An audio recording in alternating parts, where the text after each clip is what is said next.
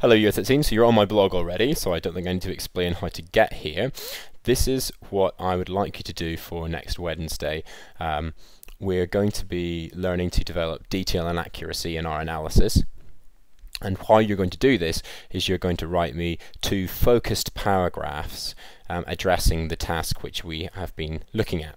With reference to any group you have studied, discuss how their identity has been mediated or constructed. We're going to look at schools as the group, and it's important that you realise that this includes adults and young people, which gives you a real breadth of what it is that you want to look at. You need to remember that the texts that you choose need to be from different types of media. That one should be contemporary, so up to date. We're thinking about, say, Educating Essex or Jamie's Dream School. And the other one should be pre-1990 or pre-1970. Now, the very first thing you need to do before you start writing these paragraphs is you need to open the success criteria. This is going to help you to know that what you're doing is absolutely spot on. Now, in order for you to write good analysis, you need to, again, refer in detail to 2 different types of media. You need to be using media language accurately to analyse the text. You need to be focusing on how identity has been constructed and not simply just telling me what it is that's being represented. So I don't want a description of the Breakfast Club. I want you to be talking about how particular representations are being manipulated and what our reception of those is. Now, to aim to be a little bit more sophisticated, what you need to be thinking to doing is referring with very close specific reference to scenes or key extracts in 2 different types of media. So rather than simply describing Educating Essex as a whole, picking a particular episode and a particular moment in an episode that you think represents a particular mediation. The next thing you need to do is you need to be using media language really extensively and perceptively in order to analyze the text, not simply throwing it in, but using it using it with real thought and perception. And then finally, you need to be giving multiple perspectives on how identity has been constructed. Again, not simply telling the story. And that sense of you giving a multiple perspective will be something we'll explore later on. So what might this look like? Well, in order to give you some focus on what I mean by media language here, I've given you some words, some really key words in red, and some other media terminology in black, which I think you'll want to be using in this piece of work. Now, I'm not going to explain all of these in detail because these you should be familiar with and these you can explore on your own. But what I do want you to do is set yourself the challenge to be using at least 3, 4, as many as you can of these terms. The more you use, the greater the depth of analysis. Let's see what I mean. So this is my opening of a paragraph, which would need to be much longer than this, about Educating Essex. And as you can see, I've put the key words that I'm using, the key media terms, in red because I want to be very sure that I'm building a really perceptive and really and a really accurate analysis. You can pause this video and read this just to give yourself a sense of what I'm looking for. Now, one of the things that's missing from this is the sense that I haven't really gone into any specific detail on a specific part of the text, and I suppose this ... is a challenge for you to have a look at Educating Essex and think, well, how does the music shape our response? And if you want to, if you really can't think, I'm very happy for you to use this as a starting point for your own paragraph. That's absolutely fine. Some questions for you to think about.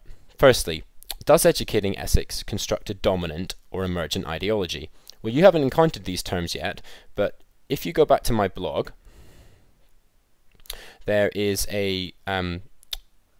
are some options here that you can have a look at.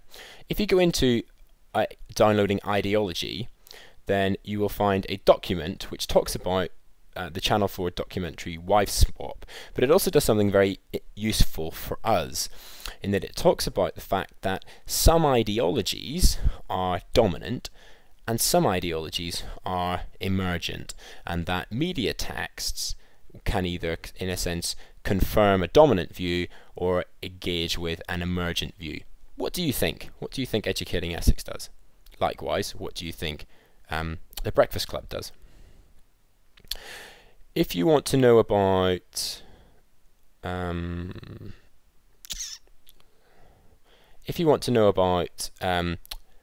what the audience's reception is, or what their preferred reading is, then you can go to my blog and open up a question on audience theories and reception theory, because again, when you have a look at this, you will see that I've highlighted some key ideas for you to look at, and some of the really key ideas in red, blue, and kind of browny colour, so that you can perhaps use these terms in helping to define the media text you choose. What's the preferred reading of Educating Essex? What do the producers want us to think? What would be a negotiated reading of Educating Essex? And perhaps would there be some people who view the show that might take an oppositional reading to it? So if you can, try and define what those might be and why you might feel that about them. And finally,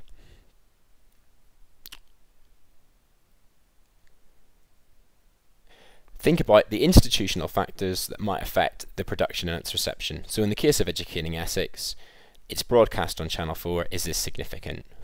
For those of you that really want to push it, have a look at the web presence of Educating Essex. Have a look at some of the websites, the Channel 4 websites, the forums.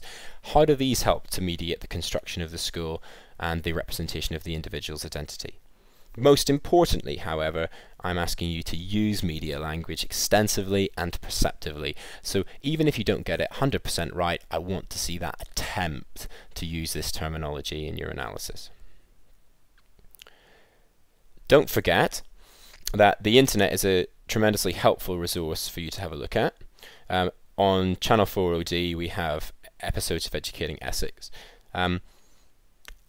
If you want to have a look at this last little scene, this might be an extract that you could choose to look at. So this is from episode 6, and I think it uses several media devices in interesting ways. Firstly, it uses non-diegetic sound and diegetic sound, but I also think it's constructing a very clear narrative about the school.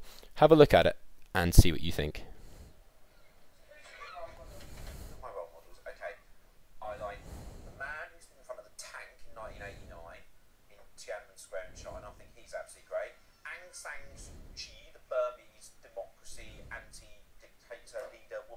She's absolutely great. I always think things like golfers and snooker players who, when they commit fouls or they do things wrong, they admit it and they hold their hands up. And even if the referee hasn't seen it, I always think that's very, very good. Any young person who does something bad but then says, do you know, Fed Cop, sir, I'm absolutely in the wrong, you're absolutely right, I don't think I'll do that again, and then lives up to it. Parents who bring up teenagers and who make sure their teenagers stay on the straight and narrow by basically saying to their kids, just do the right thing in life, don't argue with them all the time. They're my heroes. Is that enough, or do you want some more? No, excellent, good. We all remember certain teachers, don't we? What do you think students would remember about you in 20 years' time?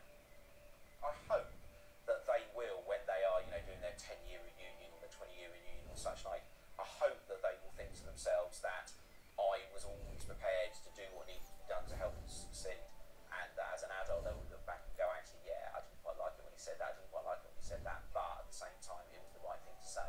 Babe, wait, do I look sophisticated? Yes, Mom. Do I look cool? Do I look like an Essex bird? Thanks. Miss, do you know where Mr. Drew is? Good morning, how are you? Excellent. What is a teacher? Is a teacher just somebody who stands in front of a class and teaches history or IT or maths or English? Well, no. We are responsible for one of the most important things that exists in any society. We are being sent some parents' angelic child. Doesn't mean they are angelically perfect, but fundamentally that's their baby, that's their child, and therefore quite rightly society holds us to account. No matter how many times the kids get it wrong, you've got to help them get it right. Why is Molly sat at my desk on my phone? This morning, I left my phone on the bus, but I know what bus it was. Sir, I haven't got my tyre.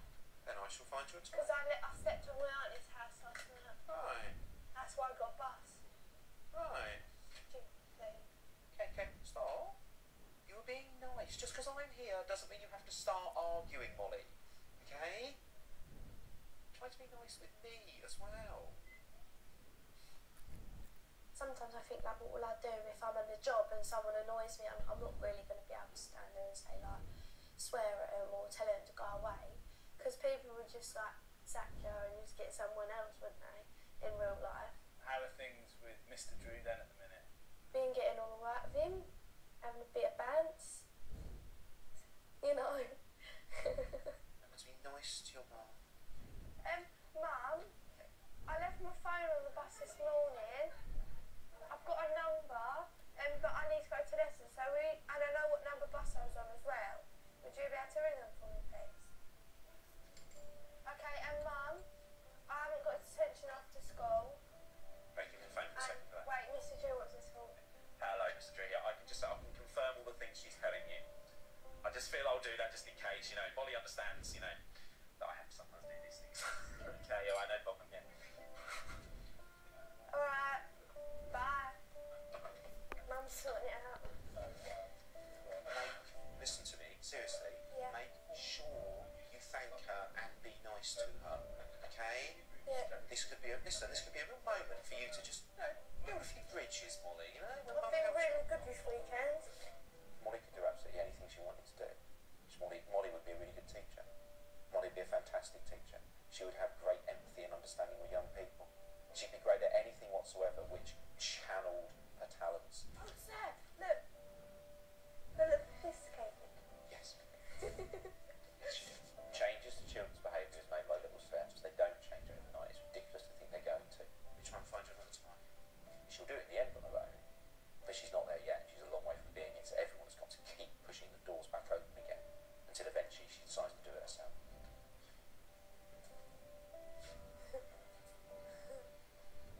Hey, hey, hey, hey, hey. Molly, you do. Alright, so I'll see you at break time. break time, where are you going to be? Are you in here? I'm always here for you. Thanks, Mr. Drew.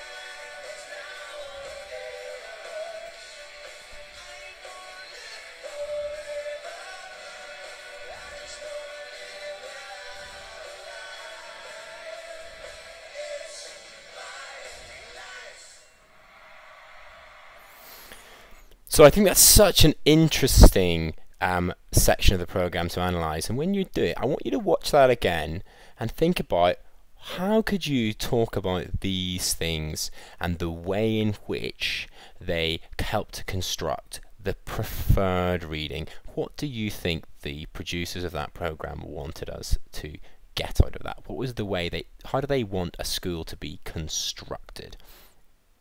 So just to recap, you're writing two paragraphs and you're aiming to, at the very least, give me some good analysis and aim, some of you please, to do me some sophisticated analysis. And I look forward to seeing these on Wednesday.